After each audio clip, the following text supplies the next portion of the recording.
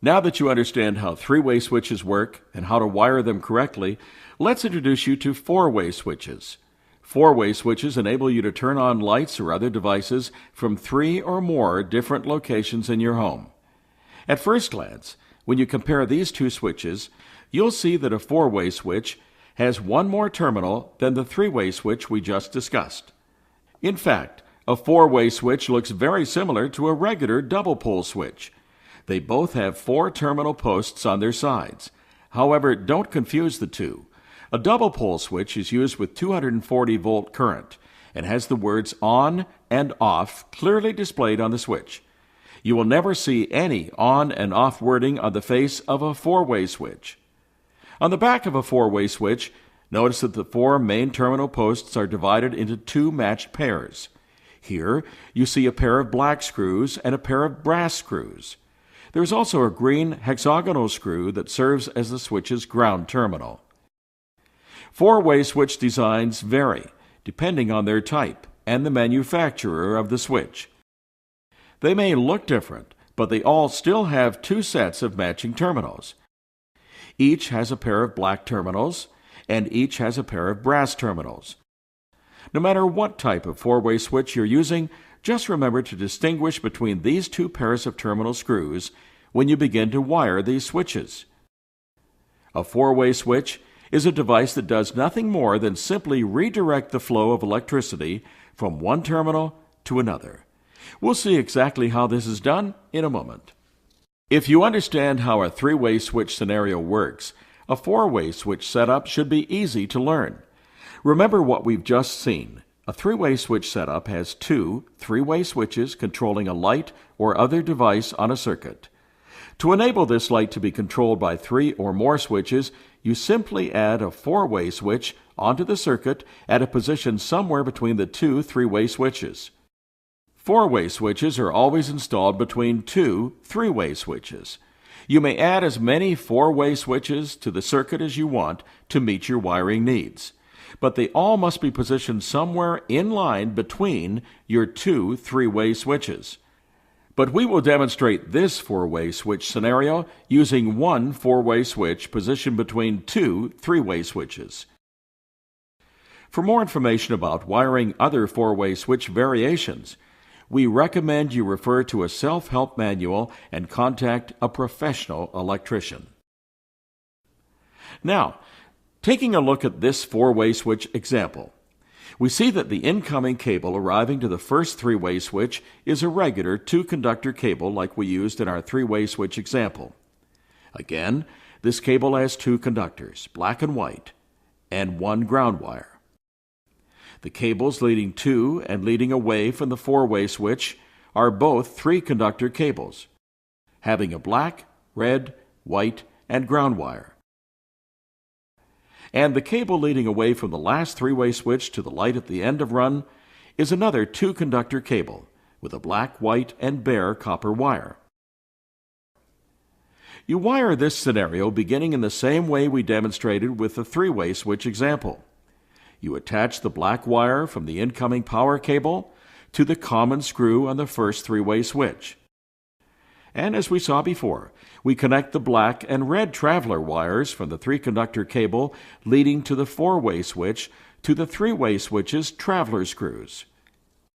We know that incoming electricity will arrive here and attempt to pass through this three-way switch and continue on to the new four-way switch via one of the traveler wires. Now let's take a moment to analyze how current will pass through a typical four-way switch. We can do this using a continuity tester. In this demonstration, we see that when the switch is in the down position, the continuity tester will light up.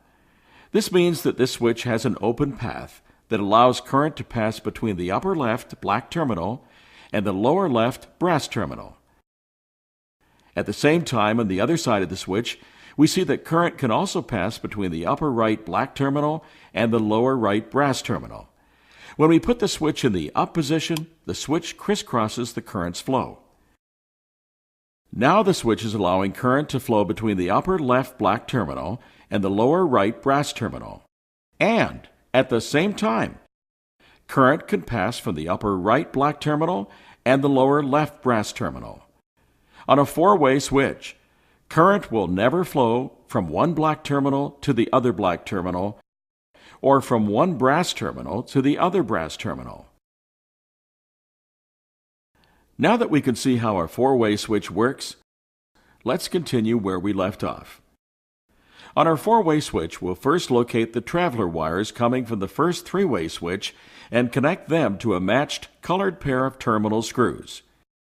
It doesn't matter which of these two traveler wires you connect to either terminal. A four-way switch will work for you no matter which terminal you choose on this pair. What's most important to remember is to never attach one traveler wire to a brass screw and the other to a black screw. If you do this, the four-way switch won't function properly. On the back of this switch, you may see that the manufacturer advises where to attach your traveler wires. We will follow their instructions. On the backs of other four-way switches, you may also find similar wording.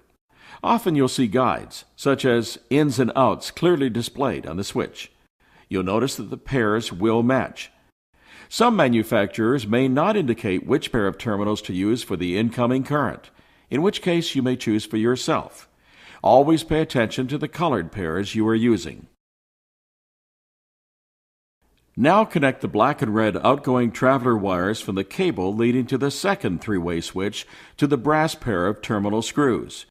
Again, it doesn't matter which colored traveler wire you connect to either one of these brass terminals.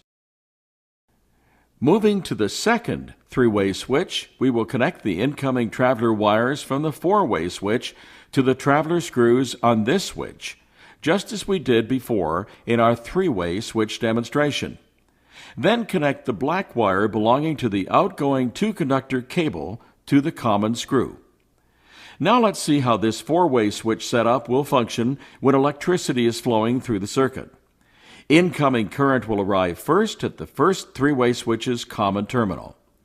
With the switch in the down position, the current will pass through to the left traveler terminal and travel along the black traveler wire until it reaches our four-way switch. Here, with the switch in the down position, the current will pass down through the switch and continue along this black traveler wire until it reaches the second three-way switch.